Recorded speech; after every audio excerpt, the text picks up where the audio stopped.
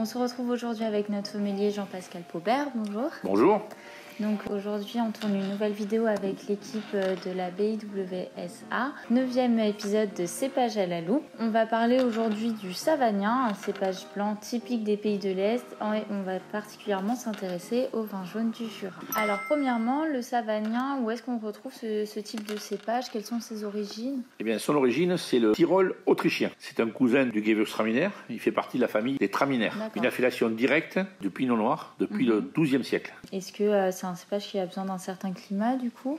Alors, ça vient de l'Est, des climats froids et secs. Si on se concentre sur le vin jaune, quelles sont les particularités, l'histoire du vin jaune?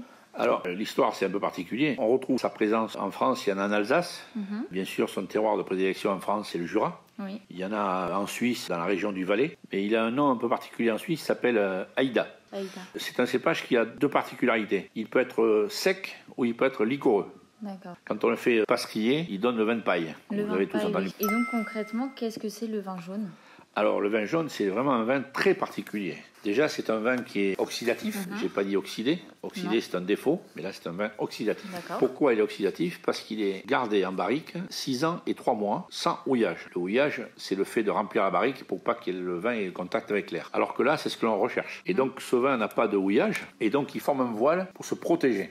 Alors, c'est obtenu au bout de 6 ans et 3 mois en barrique, et ensuite, c'est mis en bouteille. Et aussi, il y a une particularité de ce vin-là.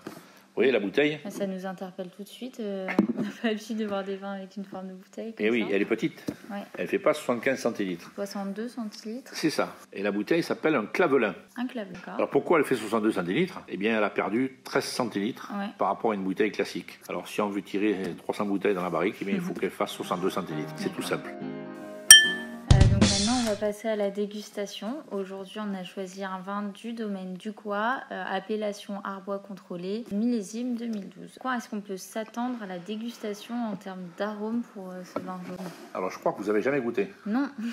Alors, je vais vous aider un petit peu. Quand on sent ce vin-là pour la première fois, on va avoir des odeurs de fruits secs. Un peu d'épices, la cannelle, tout ce qui tourne autour du pain d'épices. On va avoir aussi d'amandes, de miel. On va aller vers le curry. Vous allez voir, c'est quelque chose de très complexe. Et après, on va avoir cette notion de noix. Alors, noix, ça vous fait penser à quoi? À l'oxydation. C'est qualité première. Le vin est un vin oxydatif.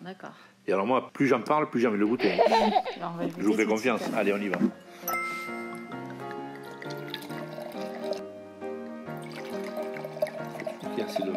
Alors, qu'est-ce qu'on peut analyser? Il a une très très belle couleur, il est bien doré. Vous voyez, cette couleur, elle est assez importante et elle est assez perturbante pour un vin sec. Nous, on sait que c'est sec puisqu'on analyse un vin jaune. Mais la personne qui ne connaît pas peut vous dire, je dirais un vin moelleux, quoi. Vous voyez, c'est brillant, on appelle un jaune doré soutenu. Le premier nez, là, voilà.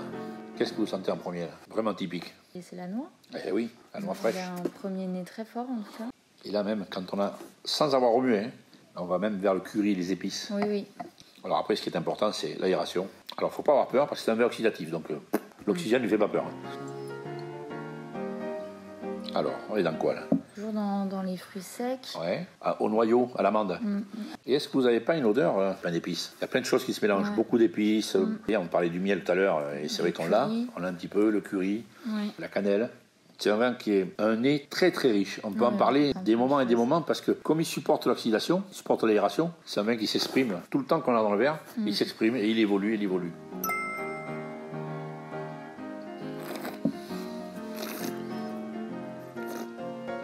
Alors, est-ce que vous imaginiez cette sensation? Alors avec le nez, oui, j'imaginais quand même assez bien déjà la sensation. Après, c'est vraiment très différent des vins, des blancs secs qu'on a l'habitude de déguster. Ça c'est sûr. Les fruits secs, on les sent directement, je trouve. Alors on a vraiment des fruits secs très présents. On a même presque l'amande fraîche. On a un volume énorme en bouche. Le plus impressionnant quand on a goûté ce vin-là, c'est que là même 3 minutes après, on a encore dans la bouche. Ouais, vraiment en fin de bouche, on sent le curry, je trouve. Ouais, il y a une tenue et une longueur en bouche incroyable. Ça c'est très complexe comme vin. Alors moi je connais parfaitement les vins jaunes, mais je ne peux pas m'empêcher de regoûter parce que c'est une addiction.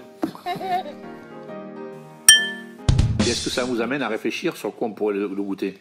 Pourquoi pas des spécialités du Jura déjà, après oui, c'est facile. Souvent on dit un vin de la région avec un plat de la région, ça on ne se trompe pas. Ça c'est très bien. C'est une analyse qu'il faut toujours faire. Un comté bien affiné. Exactement. Avec le comté, ça c'est idéal. 24-36 mois. J'imagine bien aussi les champignons des morilles. Tout à fait. Il y a un plat emblématique qui est la pollard de Morille qui marche très très bien parce qu'en fin de bouche, on a cette odeur de champignons, de sous-bois. Et comme le vin a une structure très sèche, avec un plat légèrement crémé, donc onctueux, ça ne peut que bien marcher. Une volaille à la crème, voilà, champignons, il faut aller sur les viandes blanches. Mais aussi, on peut accommoder des poissons.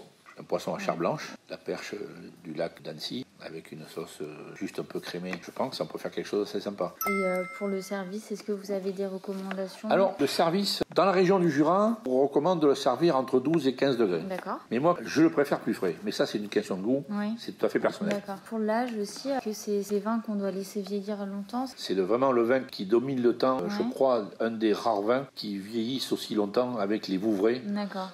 Merci beaucoup de nous avoir fait découvrir aujourd'hui le vin jaune du Jura et à bientôt pour un nouvel épisode de Cépage à l'Ève. Merci, à très bientôt. Merci, au revoir. Au revoir.